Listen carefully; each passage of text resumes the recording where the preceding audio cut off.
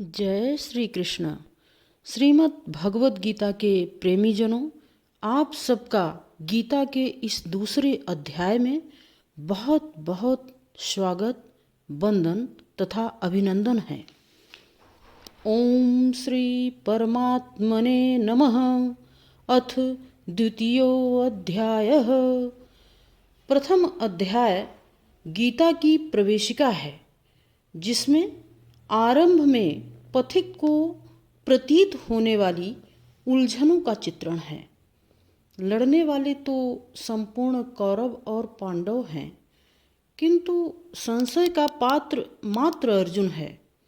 अनुराग ही अर्जुन है।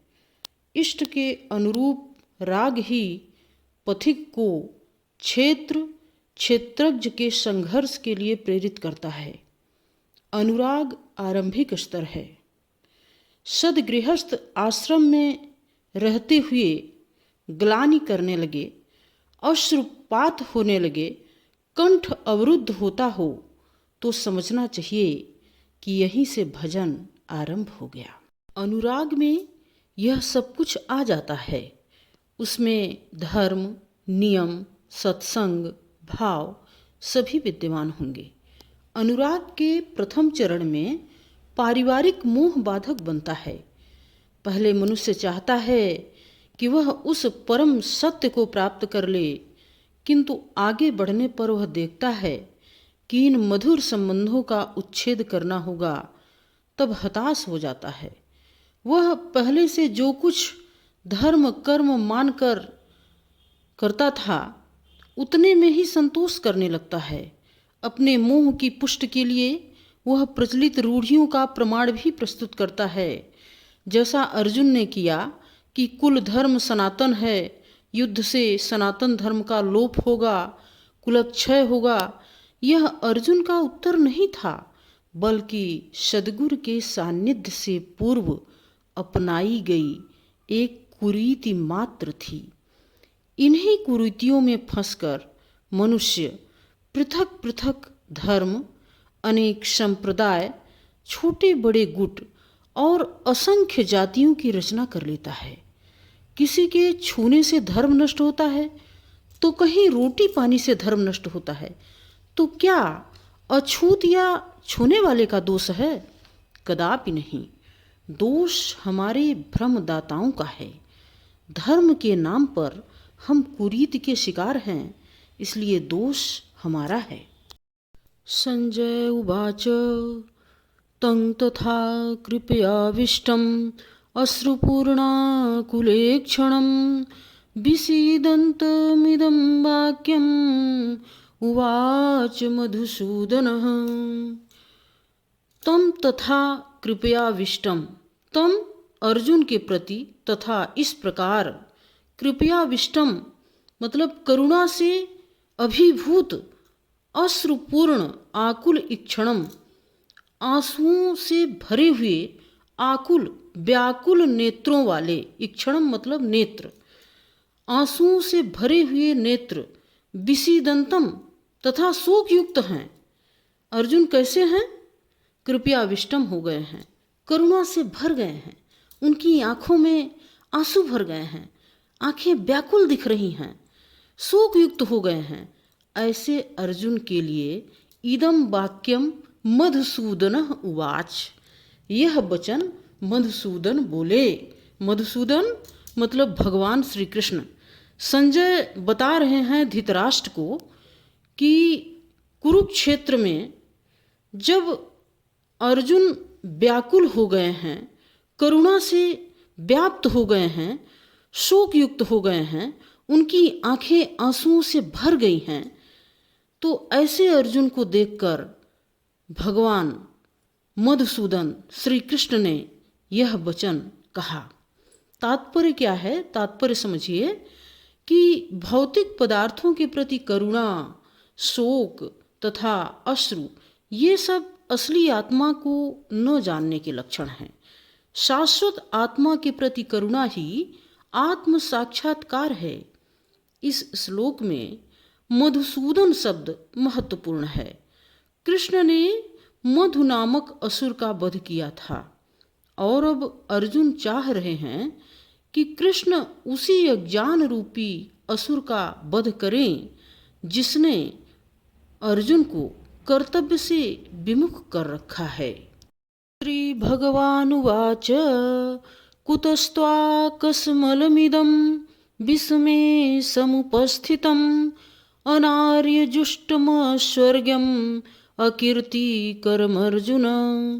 श्री भगवान ने कहा कि हे अर्जुन, कुतस्त्वा कहाँ से तुमको कस्मलता, यह गंदगी, यह अज्ञान, यह मोह तुम्हें कहाँ से प्राप्त हुआ।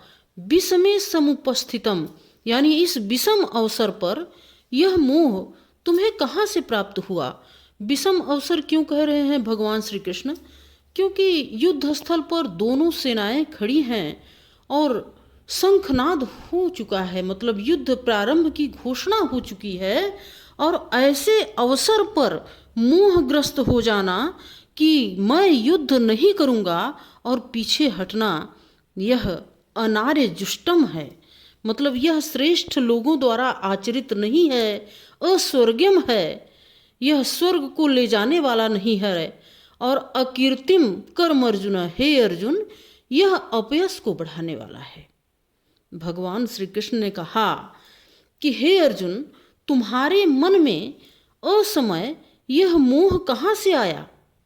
क्योंकि यह जो मोह आया है यह न तो श्रेष्ठ लोगों द्वारा आचरित है, न तो स्वर्ग को देने वाला है, बल्कि यह तुम्हारे अपयश को बढ़ाएगा।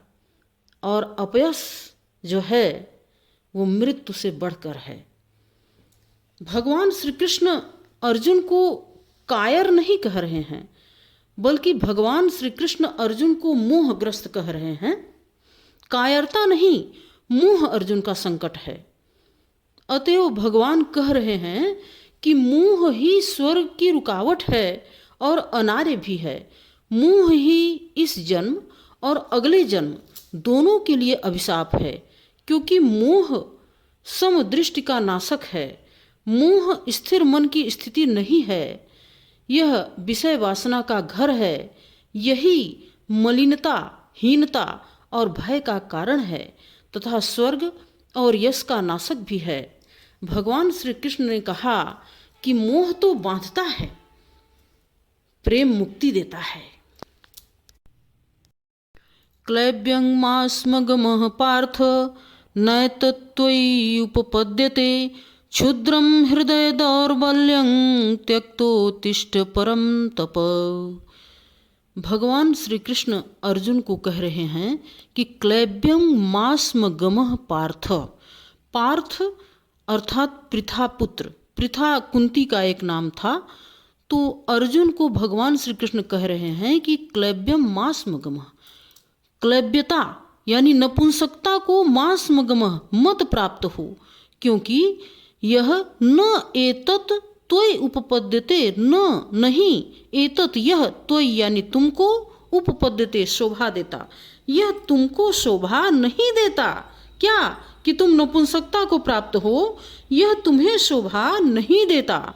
क्षुद्रम हृदय दौर्बल्यम, क्षुद्र हृदय की दौर्बल्यम यानी दुर्बलता को त्यक्तोत्तिष्ठ परंतप, त्याग कर हे परंतप उत्तिष्ठ, खड़े हो जाइए, युद्ध के लिए खड़े हो जाइए।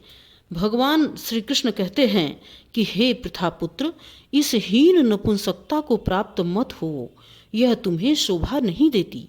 हे शत्रुओं के दमन करता, हृदय की क्षुद्र दुर्बलता को त्याग कर युद्ध के लिए खड़े हो जाइए। इस श्लोक में क्षत्रिय के कर्तव्य परायणता का अर्थ निहित है। धैर्य और दृढ़ता क्षत्रिय के लिए आवश्यक है और कर्तव्य परायणता ही उसका मार्ग है। क्षत्रिय को अपनी तथा समाज दोनों की रक्षा करनी होती है। हवा में पड़े पत्ते की भांति इधर उधर डगमगाने से बात नहीं बनती। वास्तव में श्री कृष्ण जानते थे कि अर्जुन नपुंसक नहीं है जो युद्ध से पलायन करेगा, अतः वह अर्जुन को उसकी वास्तविकता स्मरण दिला रहे हैं और उसका कर्तव्य भी, क्योंकि अर्जुन क्षणिक मोह के वश में पड़कर लाचारी जैसा अनुभव कर रहा है। श्री कृष्ण जानते थे कि यह मन की चंचलता स्थायी नहीं होती और अंततः व्यक्ति की वास्तविकता ही हमेशा ऊपर आती है, परंतु मन की दृढ़ता के लिए निष्काम कर्म द्वारा सिद्ध पुरुष बनना आवश्यक है। इसलिए योग कौशल में श्री कृष्ण अर्जुन को परिपूर्णता प्रदान कर रहे हैं, जो क्षत्रिय कर्म योग से ही प्राप्त कर सकता है। जैसा कि भगवान ने कहा है कि इस संसार में ज्ञान योगियों के लिए सांख्य योग तथा कर्म योगियों के लिए कर्म योग ही उचित मार्ग है। अर्जुन उवाच कथं भीष्मम् अहं संख्ये द्रोणं च मधुसूदन इषुभिः प्रतियोत्स्यामि पूजार्हा वरिसूदन। अर्जुन कहते हैं कि कथम भीष्मम् अहं संख्ये, किस प्रकार पितामह भीष्म को मैं संख्ये यानी युद्ध में, द्रोणम च और गुरु द्रोणाचार्य को भी, ईशुभिः प्रतियोत्स्यामि तीरों से, प्रतियोत्स्यामि यानी उलट कर प्रहार करूंगा। हे मधुसूदन, हे मधु के संहार करता, हे अरिसूदन, हे शत्रुओं के संहारक, हे शत्रुहंता, मैं युद्ध भूमि में किस तरह पितामह भीष्म तथा गुरु द्रोणाचार्य जैसे पूजनीय व्यक्तियों के ऊपर उलटकर बाण चलाऊंगा। देखिए, महाभारत में अर्जुन, द्रोण और भीष्म ये ऐसे महानायक हैं जिनकी महानता अनेक कारणों से अद्वितीय है। इन तीनों का पारस्परिक प्रेम और श्रद्धा अत्यंत अगाध थे, जिसका कारण मोह नहीं अपितु कर्तव्य परायणता और गुण कौशल थे। अर्जुन, द्रोण और भीष्म दोनों की आंखों का केंद्र बिंदु थे। इसी प्रकार अर्जुन की श्रद्धा एवं प्रेम इन दोनों के लिए असीम थी। द्रोणाचार्य ने तो ब्रह्मास्त्र की विद्या अपने पुत्र अश्वत्थामा की अपेक्षा अर्जुन को और अधिक परिपूर्ण ढंग से सिखाई थी। साथ में प्रसन्न होकर वरदान भी दिया था कि अर्जुन युद्ध विद्या में विश्व भर में अद्वितीय योद्धा होंगे। द्रोण का अर्जुन के प्रति त्याग रूपी प्रेम का प्रदर्शन तो एकलव्य के बलिदान रूपी गुरु दक्षिणा के उदाहरण में सर्वविदित है। अर्जुन अपने पितामह भीष्म की तो मानो जान थे। अतः अर्जुन श्री कृष्ण को कह रहे हैं कि वह युद्ध में इन दोनों पर यानी पितामह भीष्म और गुरु द्रोणाचार्य पर कैसे शस्त्र अस्त्र से प्रहार कर सकते हैं। यह अर्जुन के लिए धर्म संकट ही नहीं अपितु प्राण संकट भी बन गया। अर्जुन मानो कृष्ण से कह रहे हैं कि मैं कायर नहीं हूँ। कायर तो मरने से डरते हैं, लेकिन मैं तो मारने से घबरा रहा हूँ। साधारण मन सच्ची श्रद्धा और प्रेम के पात्रों को बाणों को निशाना नहीं बना सकता। यह कर्तव्य आत्मवान ही कर सकता है, क्योंकि वह तत्व ज्ञाता होता है जो मनुष्य के रूप को नहीं स्वरूप को जानता है। अतः उसका अपने तथा पराये में अंतर नहीं रहता, वह समदृष्टि होता है। गुरुन् हत्वा हि महानुभावान् श्रेयो भोक्तुमभैक्षमपीह लोके हत्वार्थकामांस्तु गुरुनिहैव भुञ्जीय भोगान् रुधिर प्रदिग्धान्। आगे अर्जुन भगवान श्री कृष्ण से कहते हैं कि हे कृष्ण, इन महानुभाव गुरुजनों को न मारकर मैं इस लोक में भिक्षा के अन्न पर निर्वाह करना उचित समझता हूँ, क्योंकि इन्हें मारकर इस लोक में इनके खून से सने हुए अर्थ और कामों का ही तो मैं भोग करूँगा। अर्जुन कह रहे हैं कि गुरुजनों को मारना पाप है, इससे तो भिक्षा का अन्न खाना अच्छा है, परंतु वह यह नहीं जानते कि भिक्षा भी क्षत्रिय के लिए निषिद्ध है। शांति न इधर है न उधर, उनकी दुविधा की खाई गहराती जा रही है, क्योंकि यह त्रिगुणात्मक तथा द्वंद्व रूपी संसार दुविधा का ही आवास है। यहाँ ध्यान में रखने की बात यह है कि कर्मयोगी और योद्धा दोनों में अंतर होता है। अर्जुन जो कह रहे हैं ये योद्धा के शब्द हैं, कर्मयोगी के नहीं। योद्धा कर्मी और संसारी होता है, परंतु कर्मयोगी संसारी एवं कर्मी होता हुआ भी वास्तव में ब्रह्मनिष्ठ होता है। कर्म एक बाह्य प्रकृति है और ज्ञान आंतरिक सत्य। अर्जुन शास्त्र और युद्ध विद्या में निपुण हैं, ब्रह्म विद्या में नहीं, और कृष्ण उनको यही सिखाना चाह रहे हैं। आप सब ने अपना अमूल्य समय देकर बड़े ध्यान से गीता का श्रवण किया। आप सबका बहुत बहुत आभार।